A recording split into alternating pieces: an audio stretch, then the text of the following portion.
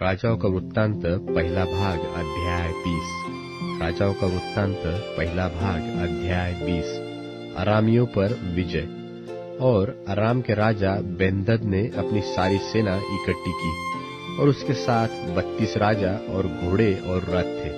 उन्हें संग लेकर उसने शोम्रोन पर चढ़ाई की और उसे घेर के उसके विरुद्ध लड़ा। और उसने नगर में इस्राएल के राजा अहाब के पास दूतों को यह कहने के लिए भेजा कि बेन्हदद तुझसे यो कहता है कि तेरा चांदी सोना मेरा है और तेरी स्त्रियों और लड़के बालों में से जो उत्तम उत्तम है वह भी सब मेरे हैं। इस्राएल के राजा ने उनके पास कहला भेजा, हे मेरे प्रभु, हे मेरे राजा, तेरे वचन के अनुसार मैं और मेरा जो कुछ है सब तेरा है। उन्हीं दूतों ने फिर आकर कहा, बेन्हदद तुझसे यो कहता है कि मैंने तेरे पास यह कहला भेजा था कि तुझे अपनी चांदी सोना और स्त्रियां और बालक भी मुझे देने पड़ेंगे। परंतु कल इसी समय मैं अपने कर्मचारियों को तेरे पास भेजूंगा और वे तेरे और तेरे कर्मचारियों के घरों में ढूंढ ढांड करेंगे और तेरी जो जो मनभावनी वस्तुएं निकाले उन्हें वे अपने अपने हाथ में लेकर आएंगे। तब इस्राएल के राजा ने अपने देश के सब पुरनियों को बुलवाकर कहा, सोच विचार करो कि वह मनुष्य हमारी हानि ही का अभिलाषी है। उसने मुझसे मेरी स्त्रियां बालक चांदी सोना मंगा भेजा है और मैंने इनकार न किया।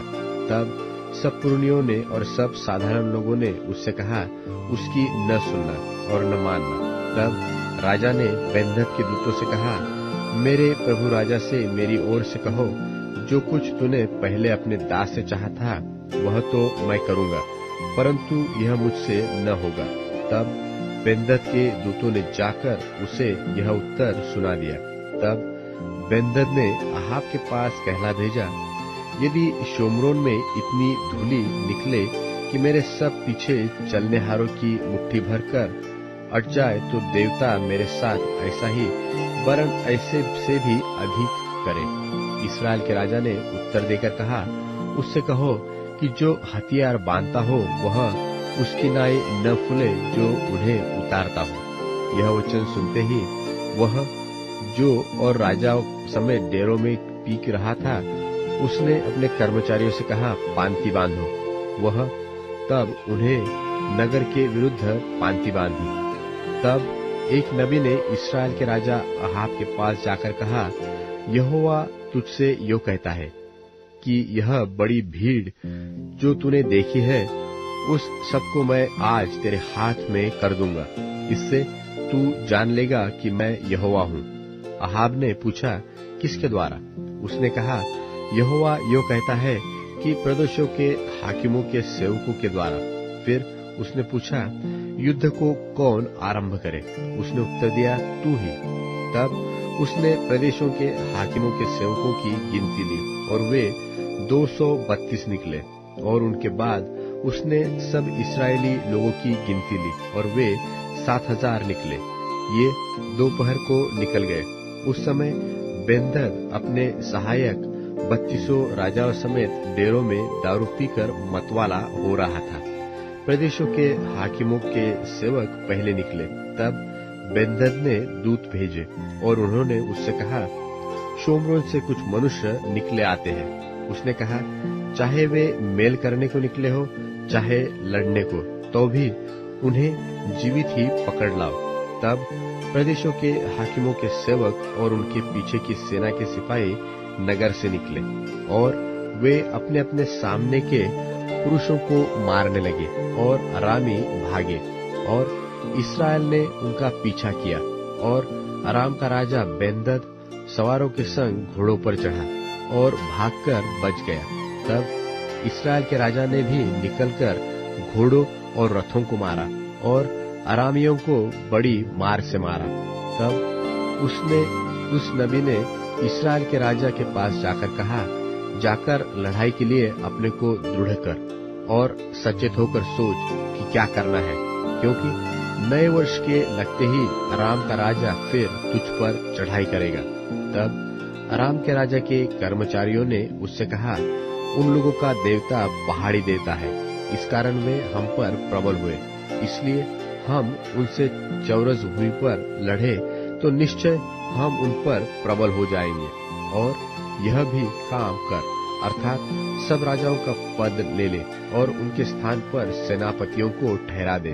फिर एक और सेना जो तेरी उस सेना के बराबर हो जो नष्ट हो गई है, घोड़े के बदले घोड़ा और रथ के बदले रथ अपने लिए गिन ले।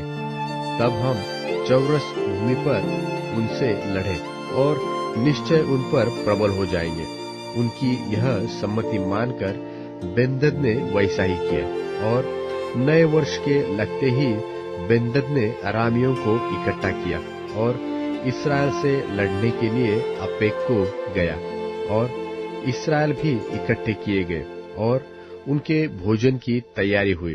तब वे उनका सामना करने को गए और इस्राएली उनके सामने डेरे लगाकर बकरियों के 2 छोटे झुंड से देख पड़े, परंतु अरामियों से देश भर गया।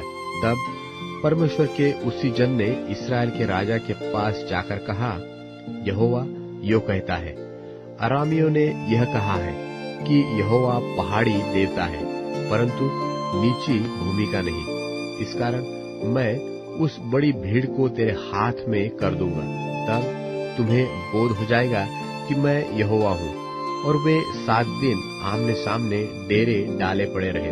तब 7वें दिन युद्ध छिड़ गया और एक दिन में इस्राएलियों ने 1 लाख अरामी प्यादे मार डाले।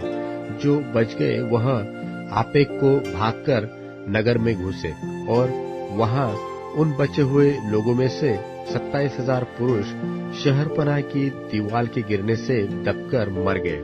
बेन्हदद भी भाग गया और नगर की एक भीतरी कोठरी में गया। तब उसके कर्मचारियों ने उससे कहा, सुन, हमने तो सुना है कि इस्राएल के घराने का राजा दयालु राजा होते हैं, इसलिए हमें कमर में टाट और सिर पर रस्सियां बांधे हुए इस्राएल के राजा के पास जाने दे। संभव है कि वह तेरा प्राण बचा ले। तब वे कमर में टाट और सिर पर रस्सियां बांधकर इस्राएल के राजा के पास जाकर कहने लगे, तेरा दास बेन्हदद तुझसे कहता है, कृपा करके मुझे जीवित रहने दे। राजा ने उत्तर दिया, क्या वह अब तक जीवित है? वह तो मेरा भाई है। उन लोगों ने उसे शुभ शकुन जानकर फुर्ती से बूझ लेने का यत्न किया कि यह उसके मन की बात है कि नहीं, और कहा, हाँ, तेरा भाई बेन्हदद। राजा ने कहा, जाकर उसको ले आओ।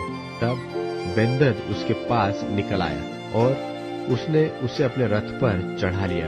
तब बेन्हदद ने उससे कहा, जो नगर मेरे पिता ने तेरे पिता से ले लिए थे उनको मैं फेर दूंगा, और जैसे मेरे पिता ने शोमरोन में अपने लिए सड़कें बनवाई है, वैसे ही तू दमिश्क में सड़कें बनवाना। अहाब ने कहा, मैं इसी वाचा पर तुझे छोड़ देता हूँ। तब उसने बेन्हदद से वाचा बांधकर उसे स्वतंत्र कर दिया। इसके बाद नबियों के चेलों में से एक जन ने यहोवा से वचन पाकर अपने संगी से कहा, मुझे मार। जब उस मनुष्य ने उसे मारने से इनकार किया, तब उसने उससे कहा, तूने यहोवा का वचन नहीं माना, इस कारण सुन, जो ही तू मेरे पास से चला जाएगा तो ही सिंह से मार डाला जाएगा। तब जो ही वह उसके पास से चला गया त्यों ही उसे एक सिंह मिला और उसको मार डाला। फिर उसको दूसरा मनुष्य मिला और उससे भी उसने कहा, मुझे मार, और उसने उसको ऐसा मारा कि वह घायल हुआ। तब वह नबी चला गया और आंखों को पगड़ी से ढांपकर राजा की बाट जोहता हुआ मार्ग पर खड़ा रहा। तब राजा पास होकर जा रहा था। तब उसने उसकी दोहाई देकर कहा कि जब तेरा दास युद्ध क्षेत्र में गया था, तब कोई मनुष्य मेरी ओर मुड़कर किसी मनुष्य को मेरे पास ले आया और मुझसे कहा, इस मनुष्य की चौकसी कर। यदि यह किसी रीति छूट जाए तो उसके प्राण के बदले तुझे अपना प्राण देना होगा, नहीं तो किक्कार भर चांदी देना। इसके बाद तेरा दास इधर उधर काम में फंस गया, फिर वह न मिला। इस्राएल के राजा ने उससे कहा, तेरा ऐसा ही न्याय होगा, तूने आप अपना न्याय किया है। नबी ने झट अपनी आंखों से पगड़ी उठाई तब इस्राएल के राजा ने उसे पहचान लिया कि वह कोई नबी है। तब उसने राजा से कहा, यहोवा तुझसे यो कहता है, इसलिए कि तूने अपने हाथ से ऐसे एक मनुष्य को जाने दिया जिससे मैंने सत्यानाश हो जाने को ठहराया था, तुझे उसके प्राण की संति अपना प्राण और उसकी प्रजा की संति अपनी प्रजा देनी पड़ेगी। तब इस्राएल का राजा उदास और अप्रसन्न होकर घर की ओर चला और शोम्रोन को आया।